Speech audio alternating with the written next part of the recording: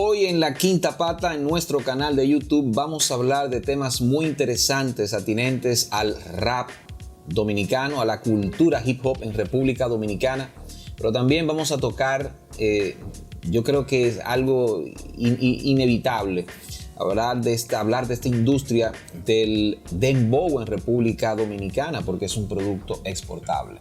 Y nos acompaña una persona totalmente conocedora de la cultura del hip hop, no solamente dominicana, sino a nivel, digamos, mundial, y sobre todo donde nació, que fue en las calles de New York. Integrante de grupos de hip hop dominicanos legendarios e imprescindibles como Alianza Meca, también Campamento Revolucionario, y también por otra parte un exponente del ciclismo, sobre todo de ese ciclismo extremo, la cultura de las bicicletas BMX. Hablamos de Junior Polanco. Bienvenido. ¿Cómo tú estás? ¿Todo bien? Muy áspero esto aquí, muy cool. Sí, ¿verdad? Está muy espacioso, muy bien, sí. Muy confortable.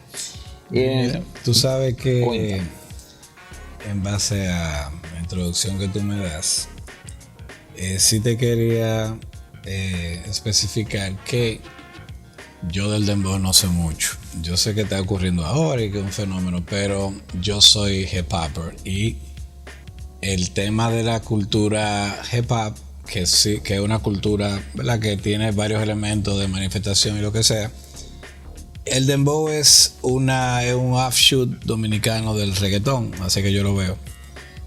Con otras variables, digamos, en la parte de la producción musical y de la estética de la vocalización, en el sentido de que recuerdo que el dembow empezó con una broma que hizo Scoff, William Walter, que él agarró unas vocales de exponentes de rap local de esa época, R1 y Lápiz, que él los amplió. Hizo cogió un beat de reggae, de dancehall, y le montó arriba voces de ellos ampliados.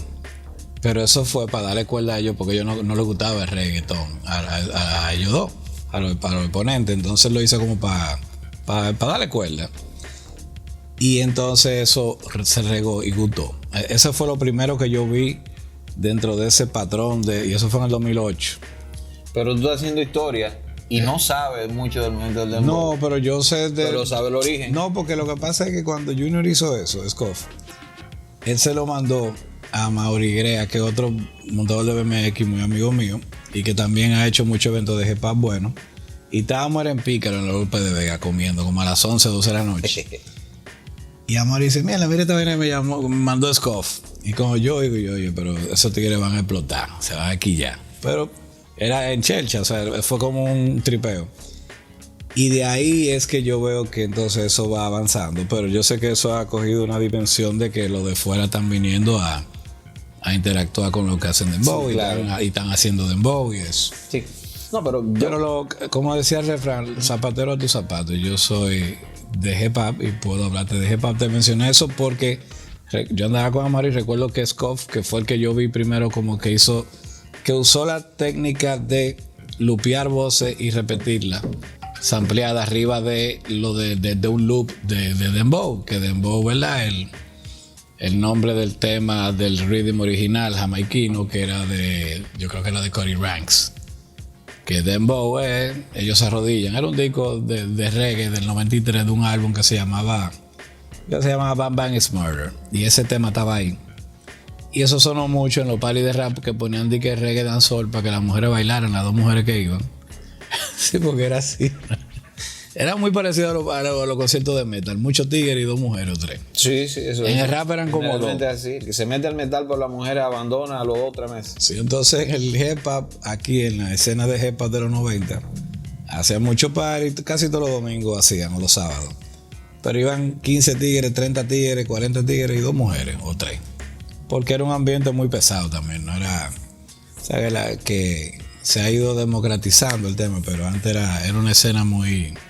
Que era lo que nosotros teníamos, una escena. Nosotros no teníamos una industria, teníamos una escena, era. Bueno, de eso quiero hablar. Pero oigan esto, yo no sé de dembow, y él respeta mucho con distancia eso, pero ya nos está hablando de historia, y creo que muchos intérpretes de dembow no saben el origen, y creo que es erróneo, ¿no? Por parte de ellos, porque son intérpretes de un género del cual no conocen bien su historia, cómo nació. Pero bueno, ¿cómo se introduce el hip hop en República Dominicana? La interpretación del rap, ¿cómo inicia eso? Bueno, mira, el hip hop, tú sabes que básicamente nuestra población es migrante. Y ha habido una importante migración de acá hacia Estados Unidos de los años 60 y pico.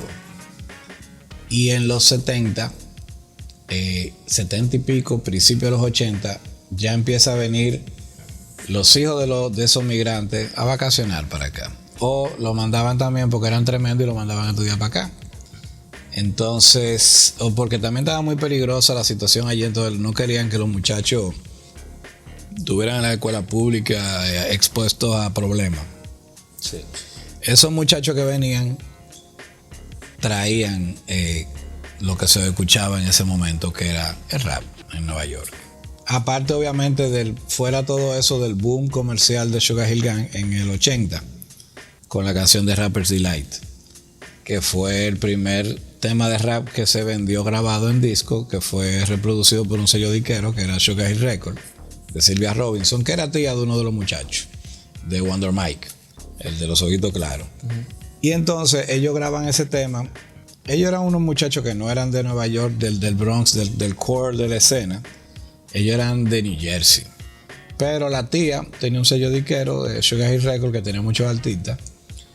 Y ella vio lo que estaba sucediendo en el Bronx con ese movimiento creado espontáneamente por los muchachos y dirigido por varios DJ al principio, de DJ Hollywood, DJ Kool Herc, DJ Grandmaster Flash y ese grupo, y bueno, y África Bambaataa. África Bambaataa, por supuesto. Entonces, esos son, como quien dice, los padres fundadores de la cultura hip hop. ¿Qué sucede? Que eso empezó sin ningún tipo de pretensiones. Kool Herc venía de Jamaica y en Jamaica había una cultura de los sound systems. Los sound systems, bueno, tú tienes un t-shirt de Bob Marley. Sí. Los sound systems son lo que aquí se conoce en el argot popular, o se conocía como la Dicolay. Después le pusieron en los 90 le pusieron peinadora. Después le pusieron peinado ahí. Una bocina, exactamente. Pero la Dicolay, eso en Jamaica era como la ley de la música, era por ahí que se movía. Sí. Y los que hacían los sound systems batallaban con quién tenía más power en vatio de bocina. Y armaban una cosa que se oían a kilómetros a la redonda. Y entonces este hombre, Kool Herc, replica eso en Nueva York en el 73, justo en el año que yo nací. Hacen una fiestecita. Era como le decían en los 90 en Nueva York, un hooky party. Era una fiesta para que los muchachos no fueran a la escuela y fueran a esa fiesta, cobrando, qué sé yo, como 50 chelos, una cosa así para entrar. Y la fiesta se desarrolló en el Bronx, en el 1520 de Sedgwick Avenue, que es una calle que está, bueno, cerca del Hospital de los Veteranos. Entonces ahí, en ese edificio fue que hicieron la fiesta Kool Herc. Y él lo que puso fue, obviamente, no había música hip hop que poner, y el término hip hop no se conocía como hip hop. O sea, no había, esa fue el génesis del movimiento que arrancó. Y ahí lo que se puso fue lo que estaba sonando allí, dancehall, soul, R&B. Me imagino que algo de reggae o de dub primitivo, sí, así. De dub primitivo, exacto. De qué sé yo, tal vez. Algo de ska. Ska, me imagino, eso sí. Por ahí. Eso fue lo que se puso ahí. Ahí no se rapeó. Ahí no había nada de eso todavía. Pero ahí es que ese es como el germen ahí. Y de ahí arranca entonces. Y se van aunando los elementos que todos estos elementos del hip hop tenían en común, que estaban siendo ejecutados por jóvenes adolescentes de comunidades vulnerables, como le dicen ahora, en el Bronx y los otros condados de Nueva York. Entonces el MC surge ¿verdad? MC, el rapero, el MC, el maestro de ceremonia, se le llama así porque en uno de los eventos parece que amigos de los DJs que animaban los eventos, por eso eran maestros de ceremonia, lo hacían arriba de la música, entonces iban hablando y motivando al público a que se integrara a la fiesta o a mandar saludos a gente que estuviera ahí o ese tipo de motivación. Sí, sí. Y de ahí entonces surge lo de ya a rapear versos específicos sobre la pista de manera hablada. Por eso el rap es hablado, porque empezó como una animación. Y de ahí entonces van uniéndose los B-Boys, que yo entiendo que el primer elemento fue el DJ y el segundo fueron los B-Boys, que son los bailarines, los breakdance, lo que aquí le decían electro boogie. Entonces, el graffiti, que el cuarto elemento de los 4 elementos básicos del hip hop, era un elemento también que estaba corriendo paralelo, hecho por la misma comunidad y se integró como elemento visual. Aquí mismo, vamos a parar. Vamos a parar un momento, tengo que parar la computadora que me tiene un ruido insoportable, porque tengo abierto el WhatsApp y tengo que bajarlo. Ustedes saben, editen eso. Ale, Javier, me ayuda ahí. Eso está bien, eso es espontáneo. El hip hop fue así espontáneo. Fue así. Ok, volvemos. Entonces mira, el graffiti, como te digo, todos estos elementos, en el 82, Blondie, Debbie Harry, la vocalista de Blondie, hace un tema rapeando. Sí. Y en el video sale Fab Five Freddy, que era un activista de hip hop. Y en ese momento el movimiento de artístico de Nueva York, de Manhattan, donde estaba Andy Warhol, donde estaba Blondie, donde estaban todos esos personajes. Sí, en el mismo video también sale Jean-Michel Basquiat, el pintor. Y Basquiat acogen el graffiti y le dan una validación artística. Entonces eso también ayuda mucho a la integración, porque hay algo que hay que entender del hip hop. El hip hop es norteamericano. Y si no se comprende como parte integral de la cultura norteamericana y de la música norteamericana, no se va a comprender totalmente como debe ser. Exactamente. Entonces, ¿qué sucede? Para el hip hop propagarse, de salir de una comunidad marginada del Bronx a expandirse al resto de la ciudad y al resto de las clases sociales de la ciudad, tomó ayuda externa de la comunidad.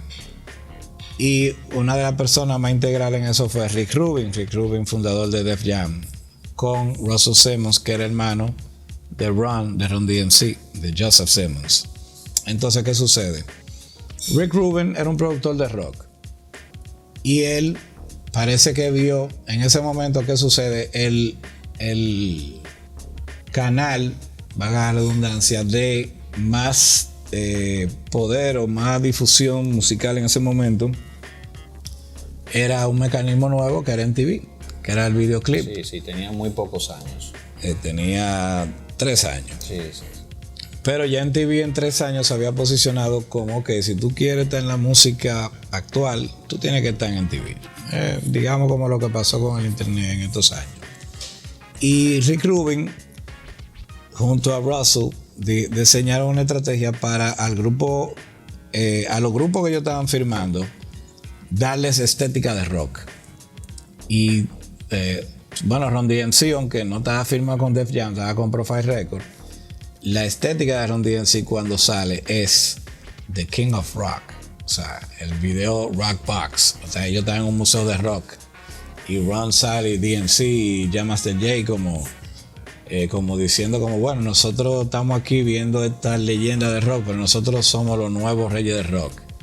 Y todas esas menciones del rock era para penetrar en MTV y en la población que consumía rock y punk y todo eso, que eran las ondas que estaban dominando el mercado en ese momento. Y de ahí entonces después vienen los Beastie Boys, que entonces ya penetran y rompen la barrera racial en Estados Unidos, que es un hecho lamentable, pero es real. O sea, claro, el tema racial allí es preeminente y domina todas las conversaciones. Y entonces Beastie Boys acceden a la clase suburbana, a la población suburbana en Estados Unidos, y entonces ahí ya tú tienes ya tú tienes que alcanzarte en TV primero, donde en TV, en ese momento, artista afroamericano, el único que había penetrado era Michael Jackson y después Prince, y ya.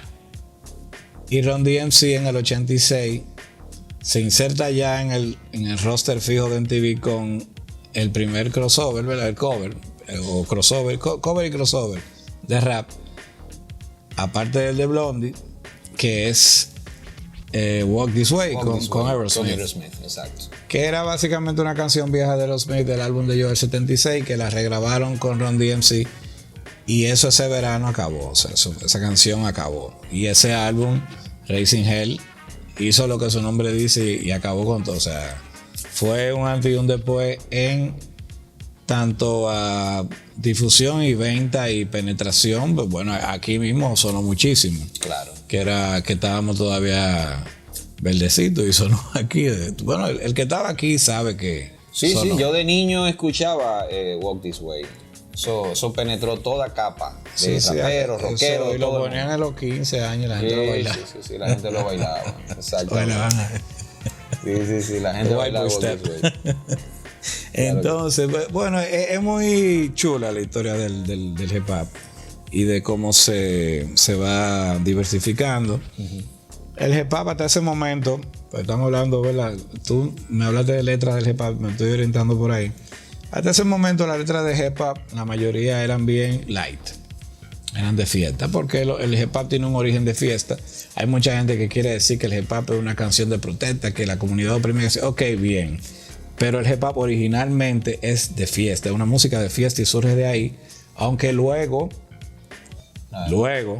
primero en el 81 viene, creo que fue el 81, viene la canción The Message de Grandmaster Flash. Que fue pero no importa. Que viene la canción, la primera canción de corte social. Y fue buena. Pero no era la norma. Fue una excepción en ese momento. Después tú oyes todos los rap de esa época, eran rap de skills, de MC, de batalla, de fiesta, de eso. Y luego entonces, ya en el 86, 87, van surgiendo los MCs que van a llevar eso a otro nivel en cuanto al contexto, al contenido. Y surge Boogie Down Productions, Eric B. and Rakim y Public Enemy. Que esos tres grupos son los que empiezan el rap de conocimiento, el conscious rap o knowledge rap, ese tipo de rap que viene trayendo, importando filosofías tanto de The 5% Nation, en el caso de Rakim.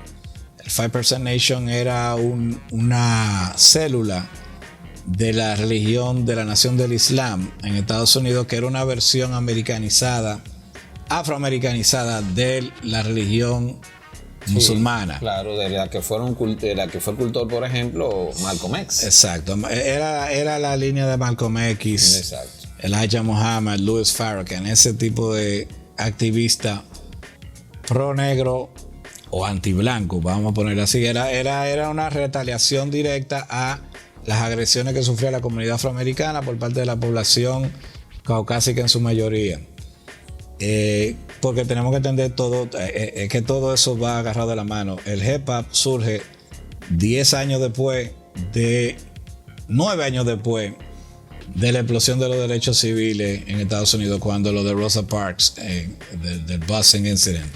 Entonces, que ese tema, bueno, Outkast lo trata en una canción ya en los 2000, Rosa Parks, se llama así mismo, que fue cuando la señora Rosa Parks, creo que fue en Alabama, y el que no conoce la historia de los derechos civiles en Estados Unidos, o sea, los negros americanos fueron muy maltratados, aun cuando fueron liberados de la esclavitud en el 1865 con la proclamación de emancipación de Abraham Lincoln, lo que sea, bien, pero 100 años después todavía estaban sujetos a una serie de leyes de segregación que le decían popularmente los Jim Crow Laws, que eran leyes donde establecía que un negro y un blanco no podían comer en la misma mesa en un restaurante público, que no podían beber de la misma fuente de agua. Y que en un transporte no podían ir al lado, no podían ir No, si los negros estaban sentados, bien. Si se llenaba el autobús y entraba un blanco, el negro tenía que pararse y dar el asiento. Exactamente. Entonces, ¿qué sucede? Eso es lo que pasa con Rosa Parks,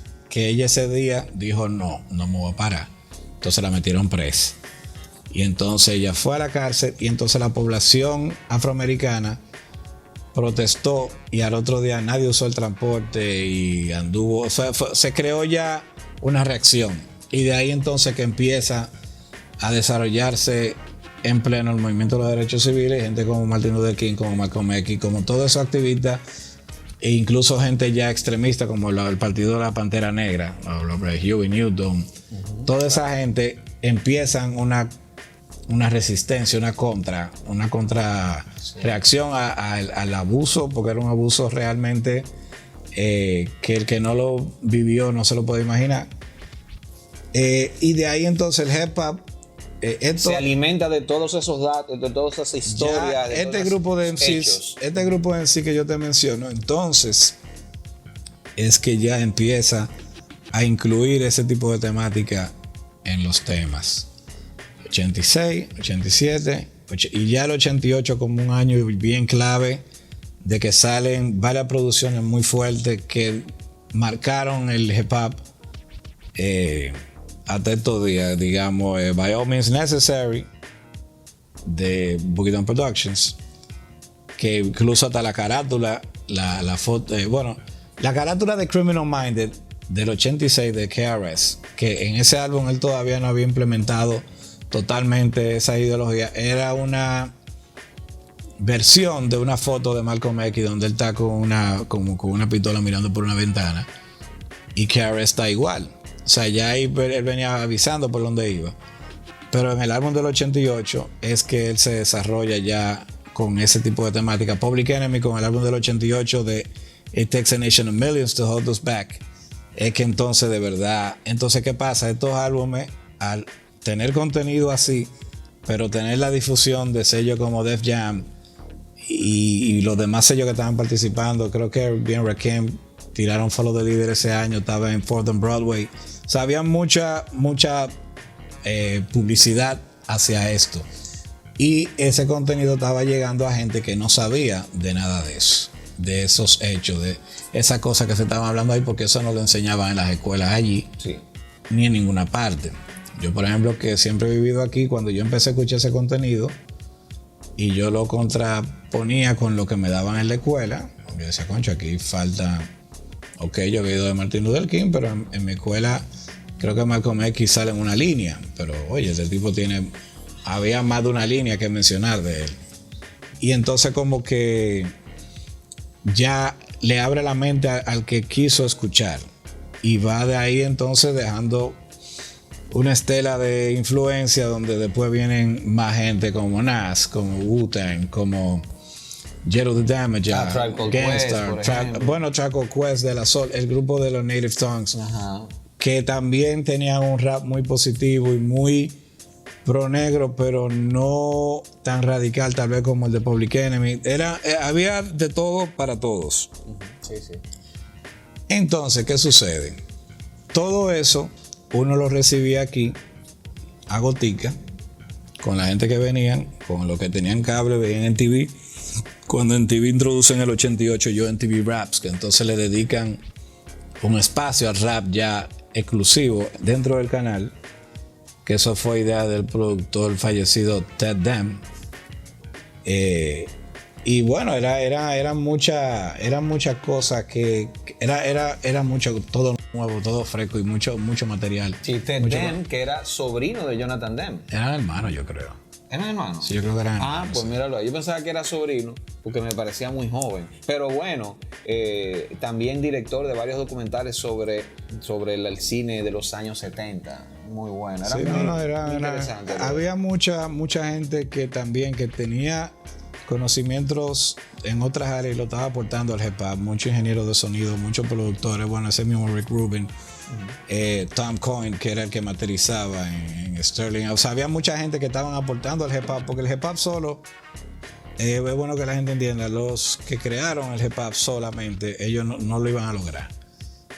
Fue un esfuerzo conjunto y es muy bonito porque había mucha gente que no solamente eran afroamericanos, habían dominicanos, habían puertorriqueños, habían blancos americanos, habían asiáticos americanos, había de todo y toditos estaban ahí porque vieron lo que había y era muy orgánico. El hip hop, sí. El hip hop cuando empieza fue muy orgánico hasta que después se fue diluyendo, pero realmente el hip hop fue en su momento, hasta a los metálicos les gustaban los hip hop hardcore. Claro. Así. Y una cosa, ¿cómo en República Dominicana, cómo se siente, cómo se forma ya una escena de rap? Más allá de aquella, ven acá, de Freddy Veragoico, Boruga y eso. Bueno, mira, lo que pasa es que lo de Freddy Boruga, yo no sé si tú viste, cuando vino Sugar Hill Gang en el 80, ellos vinieron como en verano, yo recuerdo.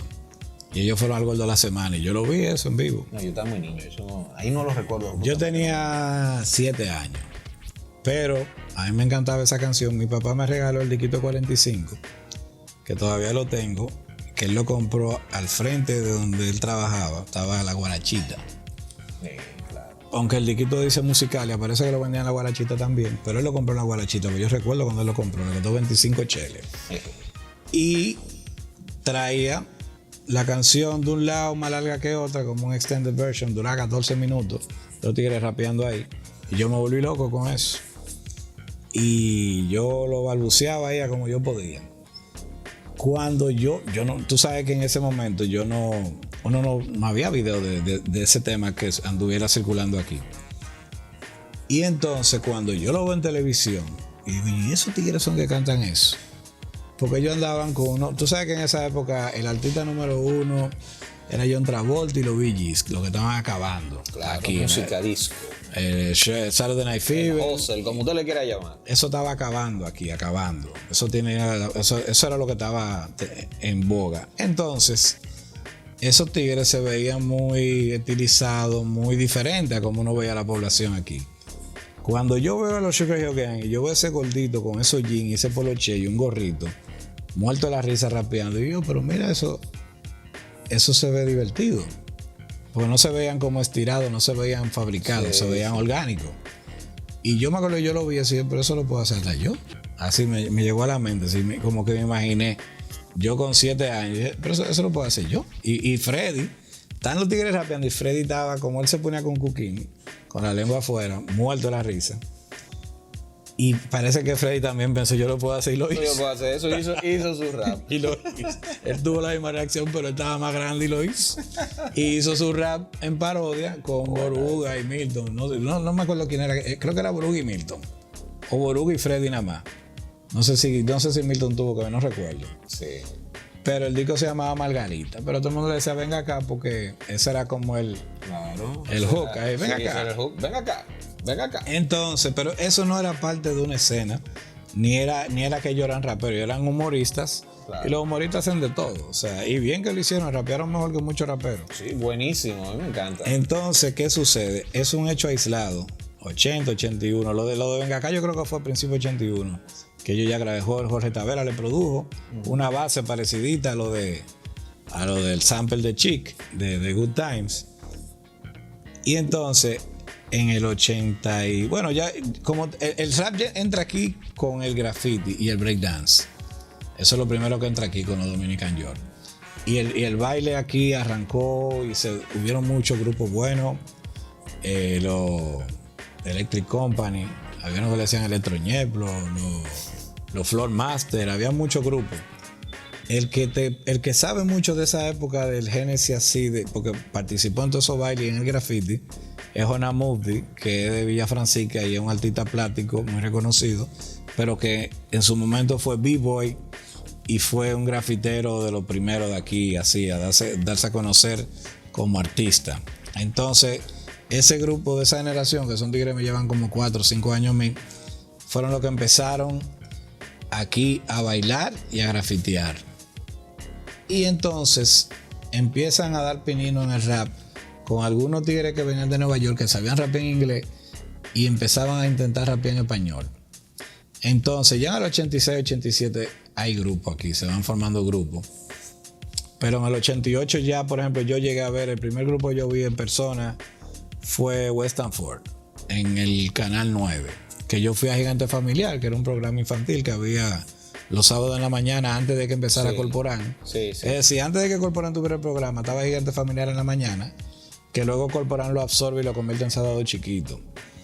Pero en ese momento todavía era Gigante Familiar, que había sido de Héctor Montaz, que fue un gran conductor infantil de aquí, que falleció lamentablemente muy a de tiempo. Yo creo que falleció como en el 83, pero la esposa siguió. Le decían la tía Victoria. Ella siguió como 5 años más. Y yo fui ese día, estoy hablando como junio del 88. Yo fui a hacer una exhibición de piruetas de bicicleta. Yo tenía como 15 años. Y fui con un grupo de amigos y entonces siempre iban mucho. En esa época había una fiebre de grupos juveniles aquí, que lo que hacían era montar coreografía con canciones de grupos juveniles de otros lados y hacían como la mímica. Me acuerdo que había unos tigres que se llamaban el Grupo Bomba. Eso era lo que eran. Grupo Bomba. El Grupo Bomba. Eso era los número uno en esa. Esos eran muchachos de toda la parte de la ciudad que estaban en eso, pero principalmente como de la parte alta. Recuerdo que la mayoría eran de por ahí. Más de la parte alta. Y de la zona oriental no recuerdo, pero eran como de la parte alta. Luperón, por ahí, por esos lados. Los Western Ford. Un día, ese día que yo voy a hacer esa exhibición con los otros muchachos, los Western Ford estaban ahí y yo dije, concho, pero eso como que no parece que van a hacer lo de los bailes, porque andaban vestidos como los Run DMC, tenían una cadena, unos Kangol, los gorritos Kangol, unos Adidas, que sé yo qué. Vamos para no ahí. Sí. Vamos para no ahí porque veo que la cámara, no sé si cambiar la batería, ponerla a cargar, no sé.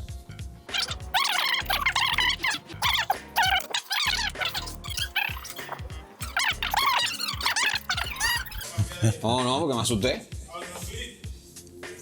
Ok, vamos. Entonces, 88. Nos quedamos en 88. Bueno, sin DeLorean. Sin DeLorean, así bien. Entonces, ¿qué sucede? Ese día fue que yo me di cuenta que aquí habían grupos. Ellos rapearon, los muchachos de Western Ford, en español. Yo nunca había oído nadie rapeando, o sea, fuera de lo de Freddy, como rapeando en serio en español, como, ¿verdad? Esto es lo que somos raperos, todo lo que hacemos. Y de ahí entonces, el año después vino el festival, el concurso de Viva Rap 89 que hizo el Super Frank en la emisora Viva FM de don Bienvenido Rodríguez, que era el propietario de Karen Record, ¿verdad? El que tenía firmado a Juan Luis Guerra, etc. Y crean ese concurso, ¿verdad? La emisora llamaba Viva. Los beatbox con la boca, aquí todo el mundo decía Viva. Viva, claro. Entonces como que el Super Frank hizo un juego de palabras y Viva Rap 89. Oye, me salió hasta la voz del Super Frank. Y era un concurso donde los jóvenes que querían participar grababan un jingle hablando de la emisora únicamente con rapeo y percusión vocal o beatbox. Que era como los jevitos se burlaban de los raperos en esa época, que empezaban a hacer Viva mal hecho. Me acuerdo de eso. Se la tengo guardada. Entonces, ese concurso fue un escándalo a nivel local de la ciudad. Y participaron qué sé yo cuántos grupos. De ahí es que salen los grupos de la primera generación de raperos ya que están grabando temas o que están haciendo letras o que están participando. Y el que ganó primero fue Al Capone Rap. Que Al Capone Rap era Itogami. Sí. Digo, Ito en esa época, Ito Box M, que era el que hacía el beatbox, Ulises, que era el que rapeaba, y Figurín. Ellos eran 3. Que después Ulises se va a Nueva York el año siguiente y quedan Ito y Figura. Y a Ito entonces que coge el papel ya de MC principal del grupo. Que ganan entonces el concurso de sábado de Corporán, pero estoy en Viva Rap todavía. Ito primero, creo que Western Ford segundo. Sí, Western Ford segundo. Y Cool Criminal, que eran de la zona colonial, donde estaba Jonás también. Y estaba Pablo Cobb, otro que vive ahora en Chile. Y René Vicioso. Esos ganaron primero, segundo y tercero. Y cuarto creo que MC Connection, me parece. Entonces ya de ahí se van formando esos grupos y se crea una pequeña escena donde estos grupos siguen más o menos el momentum que dejó el Viva Rap 89. Y dura así como hasta el 91, principio del 92.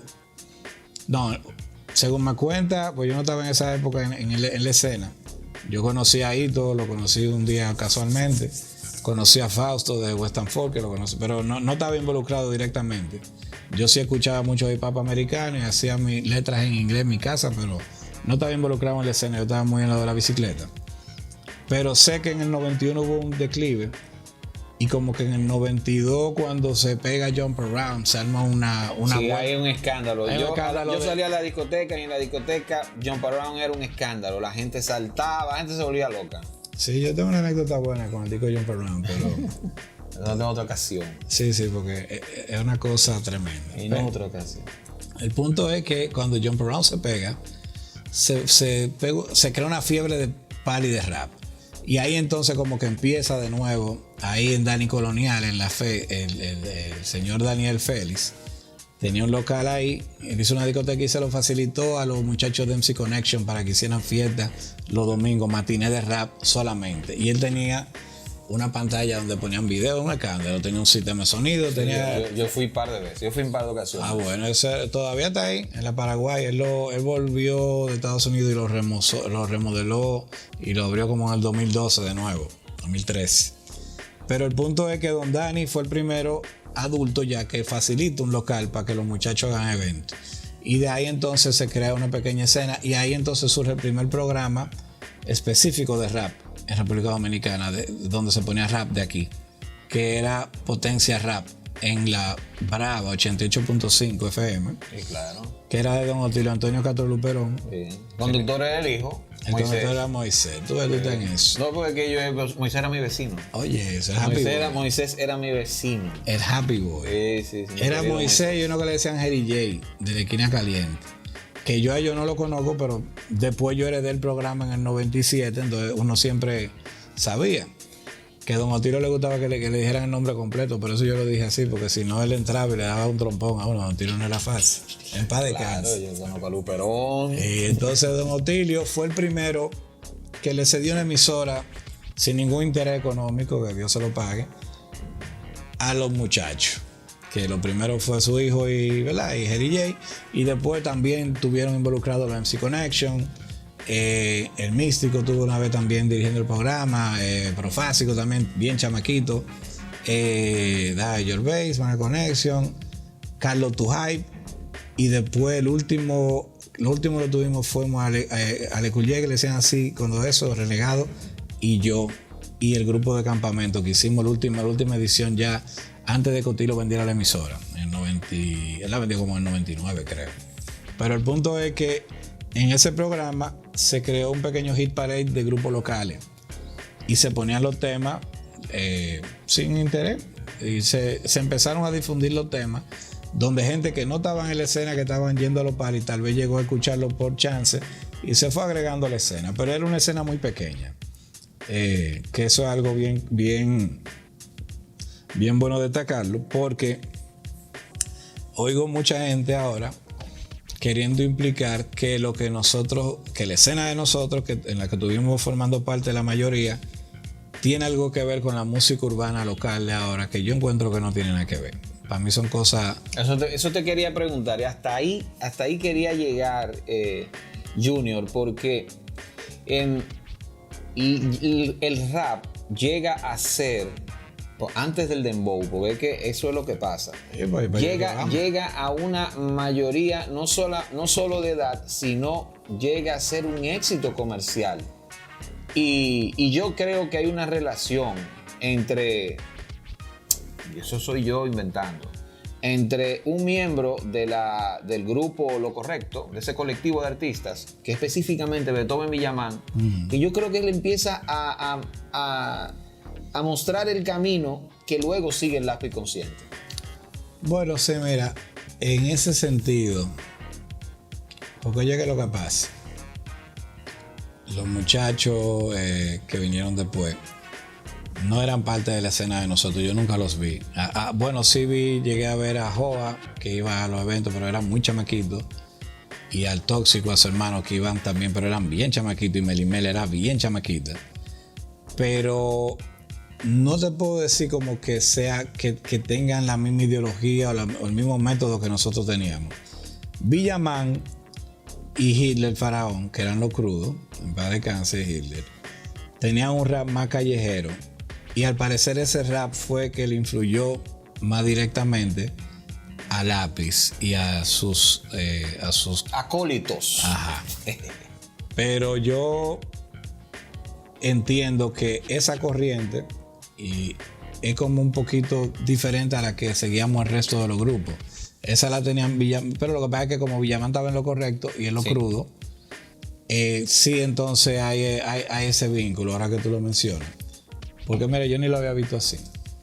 Pero por ejemplo, ya de lo que era eso a lo que hay ahora, que ya es música totalmente bailable y lo que es música que no está enfocada en ningún punto en liricismo. Ya entiendo que debe de haber otra influencia ahí porque no la noto musicalmente. Debe de haberla por alguna parte, pero yo no la noto a nivel cualitativo de lo que es la música. Porque al final nosotros estábamos enfocados en la música, en las letras, en el contenido. No estábamos enfocados tal vez en el mercadeo, en algún sentido. Porque lo de nosotros era autogestionado, autocontenido y autofinanciado. O sea, nosotros no teníamos ayuda de nadie, de nosotros mismos. Yo era el productor ejecutivo de Campamento y todo lo que se hacía era ahí, a nivel económico era yo que lo invertía. Igual de lo correcto fue Toñitín, Hasbun. Entonces nosotros éramos muchachos que estábamos invirtiendo poco dinero, pero con mucho interés, mucha pasión, mucho amor, digámoslo así. Pero no teníamos otra herramienta y tampoco teníamos estas herramientas que hay ahora de difusión básicamente gratuita.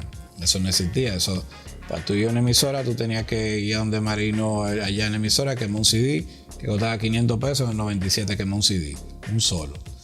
Y entonces de ahí había que llevarlo a la emisora y esperar a caerle bien al que te lo fuera a poner, porque no había con qué.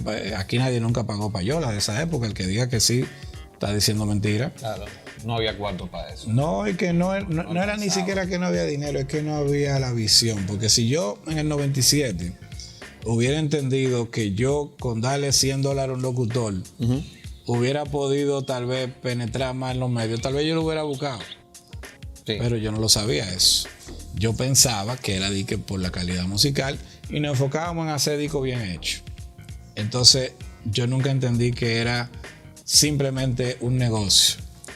Y después de que lo entendí, me di cuenta que eso no era lo que yo quería y me aparté totalmente. Pero porque hay cosas que uno la hace por amor, por pasión. Y hay cosas que uno la hace por supervivencia. Pero hay cosas que yo no la ligo. Pero eso soy yo ya en mi caso particular. Pero sí, ese traspaso del rap a lo que hay ahora, que es más, que entiendo yo que va más alineado al reggaetón de los puertorriqueños, que es la música bailable que hay ahora, se tiene que haber dado por ese tema de la influencia de Beethoven y de la gorra de Lao y Hitler, que fue el primer disco de ellos que salió ya como... Claro. De la escena de nosotros y empezó a escucharse en otra parte, aparte de una excepción que veo que nunca la mencionan, de un disco que se pegó muchísimo en el año 2000 de unos raperos dominicanos, amigos de nosotros también, El Monopolio, que se llamaba ¿Qué me importa a mí? Que eso se pegó muchísimo. No sé si tú te acuerdas. Sí. Que mataron a Bin Laden, ¿qué me importa a mí? ¿Qué me importa a mí? Sí, ese disco se pegó. 2001 por ahí. 2001 por ahí. Sí. Que cuando Bin Laden empezó a conocerse, ¿no? Con el atentado, por ahí, 2001, por ahí. Sí. Entonces, ese tema lo cantaba Algis Infante. Le decían a Algis Ello, que él había participado en Canita Mix 4, en el intro. ¿Sabes que Canita siempre pone un rapero en el intro? Sí. En el 3 yo creo que él puso a Uriusi, que era de la tribu rebelde, y en el 4 puso a Algis. Canita Mix, el DJ, para quienes no recuerdan, el DJ de la Guácara Taína, que fue muy célebre. Sí, DJ Canita, Gilberto, una estrella en la música, en los platos, junto con Lombardo, que era nuestro DJ también. Lombardo, buenísimo. Que eran los DJ de la noche dominicana. Y Canita empezó a hacer unos mixtapes. Primero era con música techno, entonces después le fue metiendo reggae jamaiquino.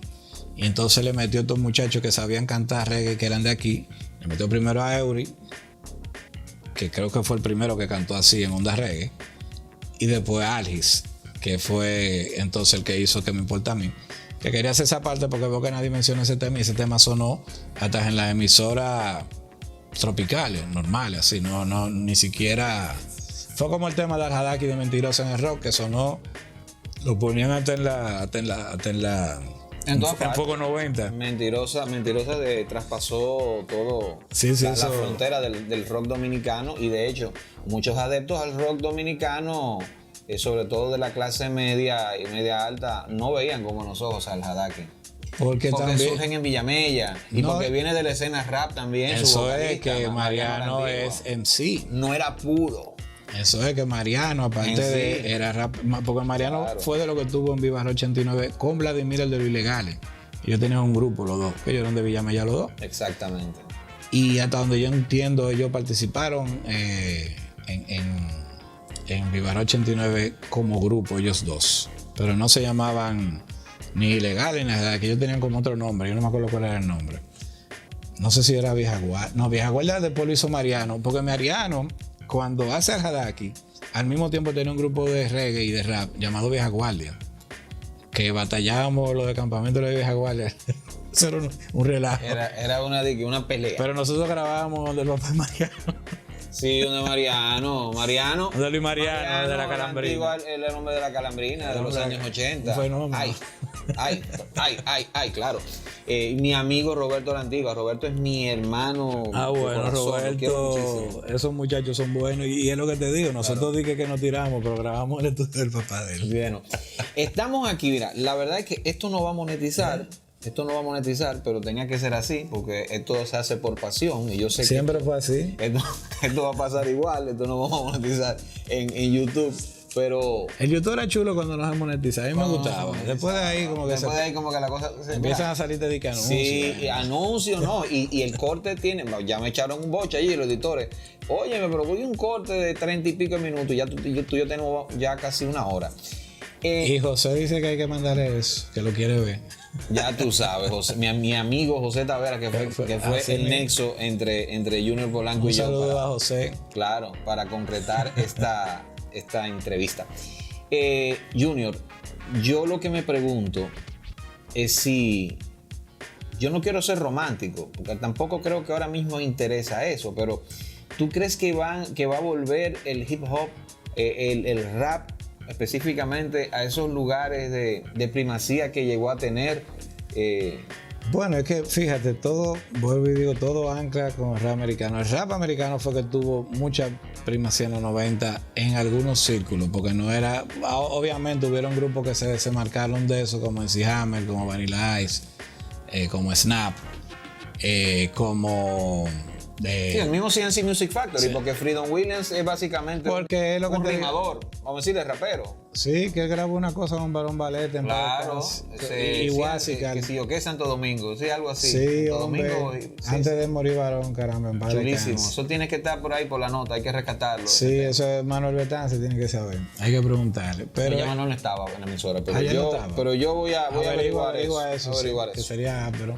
Bueno, lo que te digo, el rap puro, aquí nunca tuvo mucho, tuvo su gente y tuvo su escena, pero el rap así ligado, bueno, esa canción de Heavy D, eso se pegó muchísimo. Sí, Nada With For Love, eso se pegó muchísimo. Jump Around, eso se pegó hasta en los campos. O sea, la anécdota que yo te quería hacer Jump Around fue en un campo y de todo, con un pana que me dice que, oye, tú siempre que estás oyendo música americana, tú no tienes nada del puerquito. Y yo, ¿cuál es el puerquito? Dicen, esa es la que gusta mucho. Así mismo. Cuando yo entendí que el Wii de la gaita, el tigre la asimiló como un puerquito, así mismo como te diciendo, yo iba manejando y casi choco.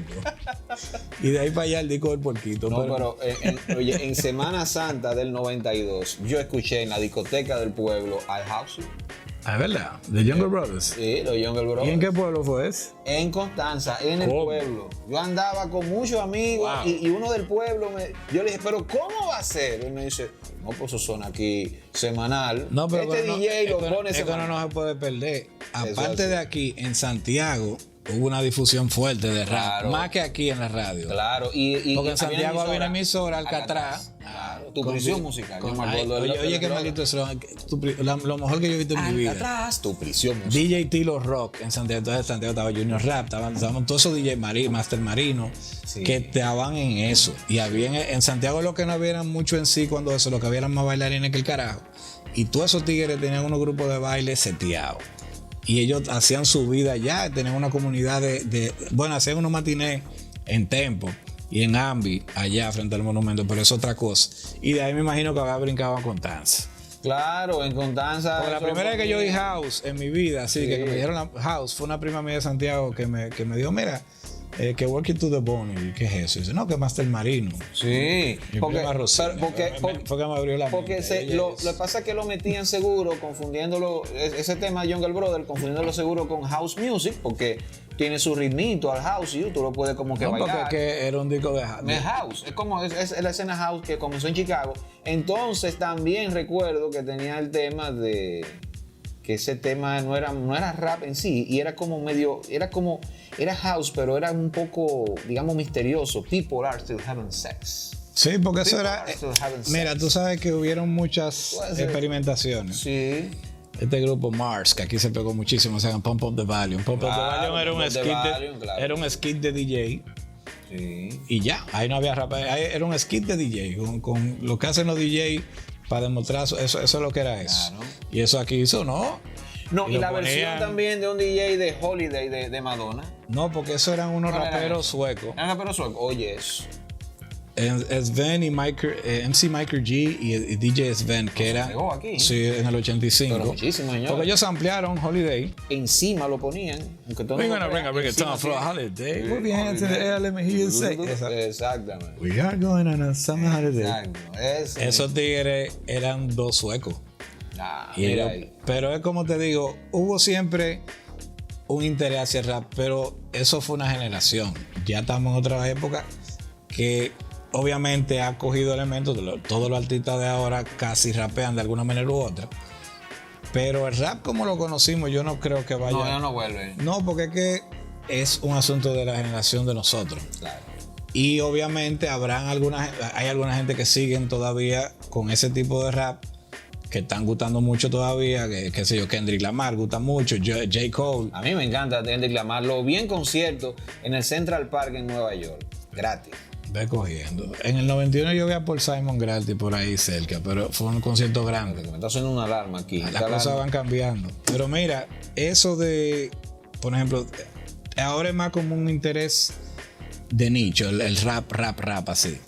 Bueno, está Eminem todavía que tira de vez en cuando. Cumplió 50 años en estos días, señores, 50 años. Para que tú veas. Mira, ese ahora mismo es mi consuelo, que yo todavía soy un chi más joven que Eminem. Un par de meses, pero sí. Yo pensaba que él era más joven, yo no sabía que él tenía. Porque él se ve, se ve de 45 por ahí. Sí, se ve jovencito. Pero volviendo a eso, el rap es de nuestra generación, así como el rock fue en los 60, 70, el rock así psicodélico, rock progresivo, después el metal, o sea, cada cosa tiene su público, y así como todavía hay metal y todavía va a quedar su reducto, pero ya lo que queda ahora es lo que hay ahora. Obviamente no ha sido tal vez para mejor lo que ha pasado en un punto, porque el rap tenía un concepto, una ideología, vamos a decirle constructiva en algunos casos, pero la música ahora que yo estoy escuchando a nivel general no tiene tanto, que como que le falta un poquito de trabajo a nivel de lo que pudiese hacerse. Eso es lo único, pero eso ya es a opción de cada quien, de cada intérprete, de cada artista. Cada quien tiene porque el rap tiene de bonito que el rap tuyo expresa lo que tú eres.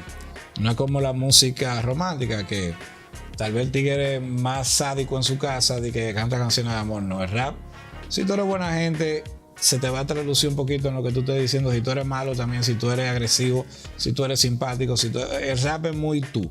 Por eso es que no se estila o no se estilaba que gente le escribiera letras a otros raperos. Pero ahora sí, ahora veo que ya como la industria ha comercializado todo tanto. Claro. Melle Mel hace mucho eso. La rapera Melle Mel escribe para otros raperos. Eso le dicen ghostwriting. O sea, como exactamente, escritora fantasma. Escritora fantasma. Pero, por ejemplo, ella es durísima y puede darle letra a muchísima gente, pero al final, el que quiere ser rapero debería aprender a escribir. Porque si no, tú estás hablando, reflejando lo que dice otro escritor. Pero vuelvo y digo, esas son cosas desde el criterio donde nosotros lo veíamos. Ahora la gente lo que está pensando es en view, likes, seguidores y eso. Y es un negocio como un trabajo. Yo lo veo que ha pasado eso. Nosotros no lo veíamos así, lo veíamos como una pasión, un arte, una artesanía. Y son cosas muy diferentes. Sí, son cosas diferentes. Está bien, pero tú no lo criticas. No, yo lo que no lo hago yo. No, yo nunca. Es que la gente se confunde. Yo, por ejemplo, yo detesto el reggaetón, no me gusta. Pero yo no tengo que ver con que tú lo hagas. El que no lo hago soy yo. Nunca lo hice. Pero yo no tengo que ver con eso.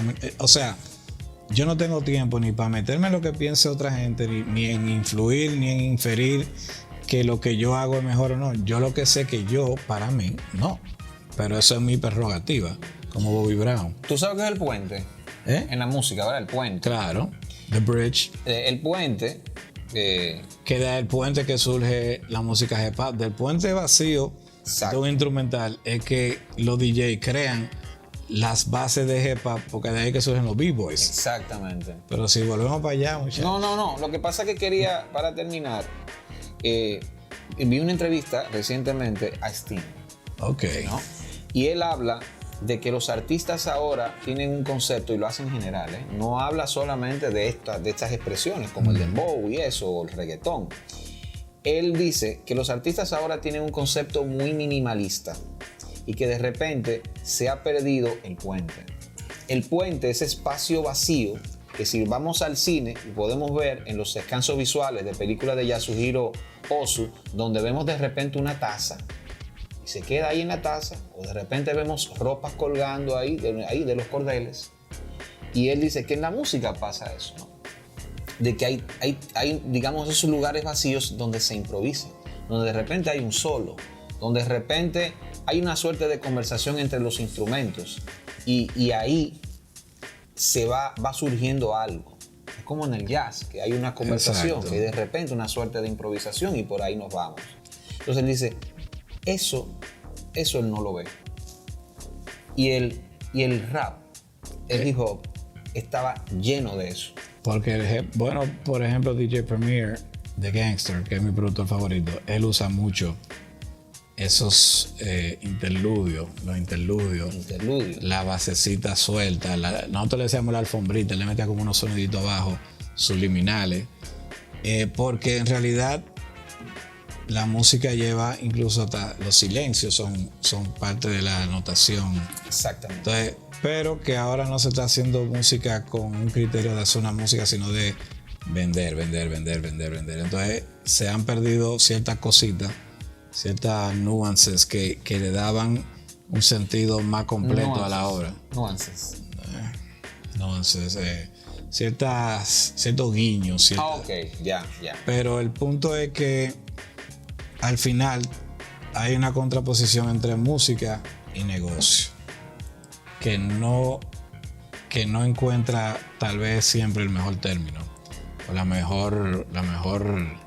mejor matrimonio, porque siempre va a haber, por ejemplo, el disco de Sting, que mencioné, Sting, Englishman in New York, eso tiene un solo larguísimo de clarinete. Tiene muchísimo y hay contraposición, hay contrapunto, hay de todo ahí.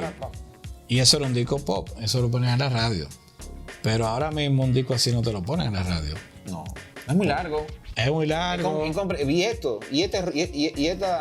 ¿Qué pasa aquí? Sí, no cae dentro del parámetro de la gente que maneja la industria de la música ahora, que parece ser que no son músicos o no les gusta la música. No son músicos. Yo lo que le importa es si te ve bien y si de repente eso, yo no si tú sé, eres minimalista. Hay muchas cosas que debería haber un balance. Que no es la música. Debería haber un balance, porque es que no todo puede ser fachada, imagen y di que presencia online. No todo puede ser eso. Yo veo entrevistas al Titi en ningún momento hablan de música, hablan de todo menos de música.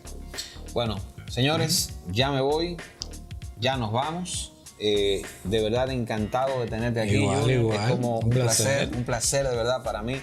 Gracias, José. Hace tiempo que quería tener esta conversación contigo. Se ha concretado.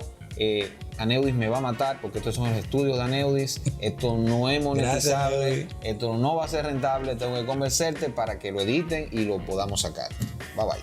Bye. Music is our weapon.